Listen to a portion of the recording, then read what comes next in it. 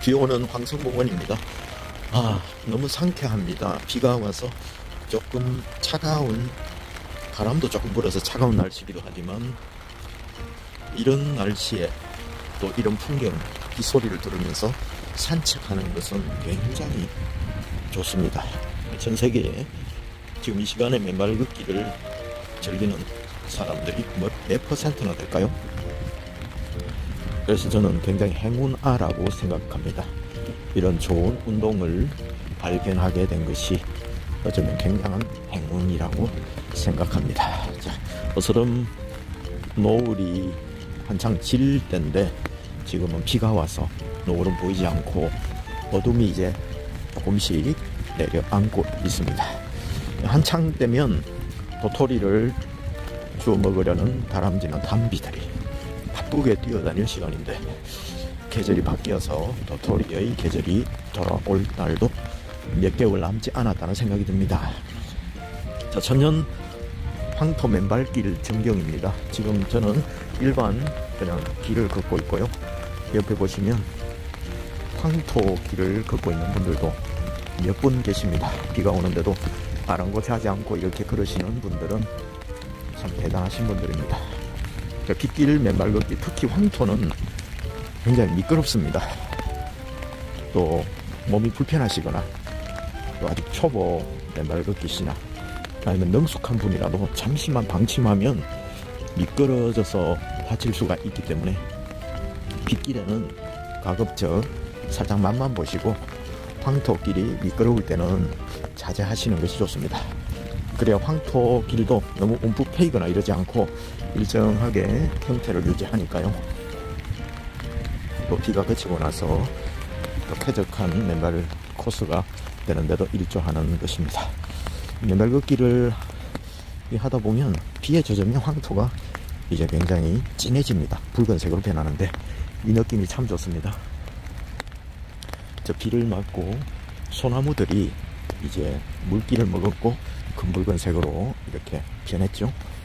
나무들이 땅에 뿌리를 박고 이렇게 힘차게 서 있는 모습들이 바로 얼싱의 기본입니다. 땅은 모든 것을 받아들입니다. 그래서 이 땅에 기초를 받고 뿌리가 위에 가지만큼 뻗어 있다고 합니다. 가지가 뻗어 있는 모습을 보면 대체로 뿌리의 모양이 어느 정도로 뻗쳐 있겠구나, 이것을 알 수가 있습니다. 나무는 뿌리부터 죽습니다. 그리고 사람도 발부터 약해집니다. 발이 약해지면 발 근육이 약해지고 발의 인대나 또 관절이 약해지면 위로 서서히 약해지기 시작합니다. 움직임이 적어지고 또 발의 근육이, 발바닥의 근육이나 종아리 근육이 부족해지기 시작하면 혈액을 짜 올리는 것이 이 근육이거든요. 그래서 혈액의 펌핑, 혈류의 흐름들을 또 좋지 않게 만들어 버립니다. 그래서 심장에도 무리가 가고 또 혈액순환이 좋지 않아서 수족 냉증이나 이런 것들도 찾아오기 마련입니다.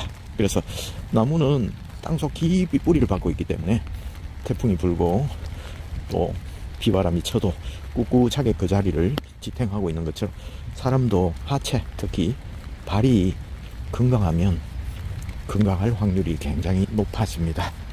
거듭 말씀드리지만 아직까지는 이 황토가 완전히 푹푹 빠지지는 않습니다. 그 비가 며칠 오면 이제 딱딱한 표피를 지나서 또 진피층까지 조금 깊은 것까지 물렁물렁해지면 또 다른 촉감이 있는데, 특히 이런 길이 위험합니다. 살짝 위에만 미끌미끌한 길이 위험하니까 특히 연세 많이 드신 분들 모시고 오는 또 따님이나 아드님, 가족들 분들은 이런 날에는 황토길에는 하지 마시기 바랍니다. 자, 오늘 또 비가 이번 주에도 잦은 비가 내리는데요. 이 봄을 재촉하는 봄비 같습니다. 왜냐면 불과 며칠 후면 절기상 3월이 다가옵니다. 꽃피는 춘3월이 다가오는데 참 죽은 것 같은 나무에도 연두빛 새순이 돌아올 날, 그리고 죽은 것 같은 시커먼 가지에도 또 꽃망울이 터지는 그 느낌, 그 모양이 너무 이렇게 아름답죠.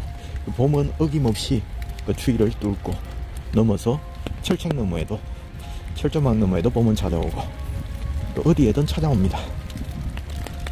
생명이 소생하는 봄이 오면 모든 만물이 살아나는 것처럼 사람도 충분한 면역력을 가지고 있을 때 계절이 바뀌고 한절기가 되어도 면역력이 받쳐주면 슬기롭게 넘어갈 수가 있다는 사실입니다. 이 비오는 날 맨발 걷기는 얼싱에 굉장히 좋습니다. 전하의 이동이 활발해지기 때문이죠. 수분이 있는 이 황토길에는 면역력이나 이런 것들이 굉장히 좋습니다. 또 맨발 걷기를 하다 보면 신발을 신으면 신발 자체가 뒷굽이 높고 안정적으로 되어 있습니다. 뒷굽이 높으면 앞으로 추진하는데 굉장히 도움이 되거든요. 별 힘을 안 들이고 걸어갈 수가 있는데, 맨발 걷기 하면 뒤축이 평평하기 때문에 또 앞으로 이동할 때 운동량이, 또 근육이 더 많이 사용이 됩니다. 그래서 운동량이 한 2배 이상이라고 매번 말씀하시더라고요. 근골격계가 부하를 받는 것이 2배 이상이니까 30분을 운동하면, 맨발 걷기를 하면 1시간 이상의 효과가 있다는 뜻이죠. 물론 혈액의 흐름이나 혈류의 흐름 이런 것들은 2.68배 정도 빨라진다고 되어 있습니다. 자, 제가 조금 전에도 넘어질 뻔했는데요.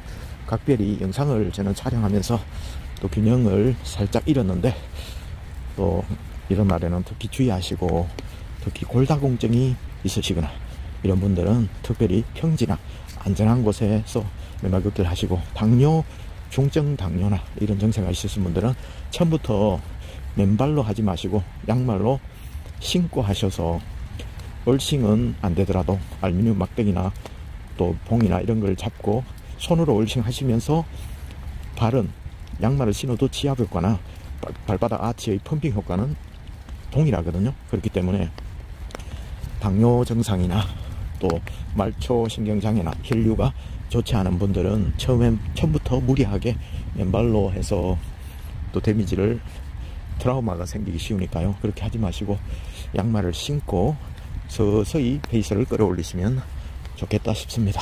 자, 아까보다 조금 어두워졌는데 카메라의 화면은 요즘 카메라가 굉장히 좋아져서 스마트폰 굉장히 밝게 깨끗하게 나타나고 있습니다. 자, 맨발 걷기의 효과 크게 3가지는, 첫 번째 지압 효과입니다. 둘째 발가락 및 발바닥 아치 효과이고요. 셋째가 얼싱 효과입니다. 하나를 더 추가하자면 스트레스 완화 효과입니다. 그 중에서 비가 오는 날에는 얼싱이 잘 됩니다. 얼싱은 땅과 접지하는 것이거든요.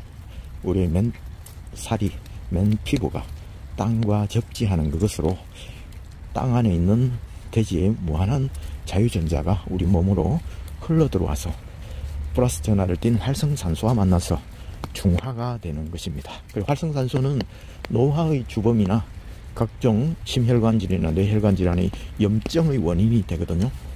그래서 과도하게 침착된 활성산소를 중화시키는 가장 좋은 방법 중에 하나가 맨발 걷기이기 때문에 특히 비가 오는 날 저는 즐겨 합니다. 또 천혜의 자연의 선물인 이 비 속에, 자연 속에 맨발 걷기 놓치지 마시고, 안전한 마당, 특히 멀리 가실 필요가 없습니다.